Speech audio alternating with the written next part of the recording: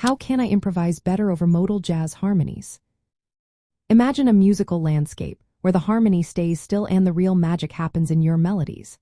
That's the essence of modal jazz, a style that changed jazz forever. Instead of quick chord changes, modal jazz often lingers on a single mode or scale for several measures.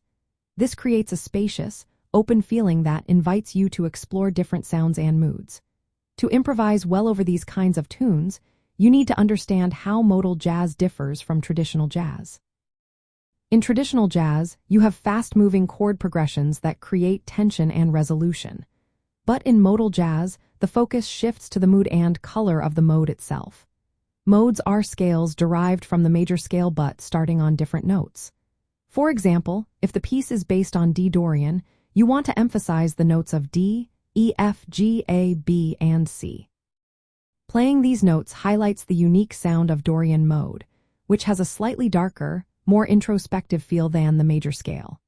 Since modal jazz avoids the typical tension and releases of functional harmony, your improvisation should focus on melodic development and rhythmic variation. Use sustained notes or repeated tones called pedal points to keep a sense of stability while exploring the mode's characteristic tones. For example, the flattened third in Dorian or the raised fourth in Lydian gives each mode its distinct flavor. To get better at this, start by thoroughly learning each mode. Practice improvising over static chords using Dorian, Phrygian, Lydian, Mixolydian, Aeolian, and Locrian scales. Pay attention to the characteristic tones of each mode and emphasize them in your solos. Developing melodic motifs helps keep your improvisation interesting since modal jazz often has fewer chord changes. Repeat and vary your motifs to create a sense of conversation within your solo. Use space and dynamics to add expression. Modal jazz often features open textures, so don't be afraid to leave room for rests and subtle phrasing. Incorporating chordal harmony, chords built in fourths, can also add authenticity to your sound.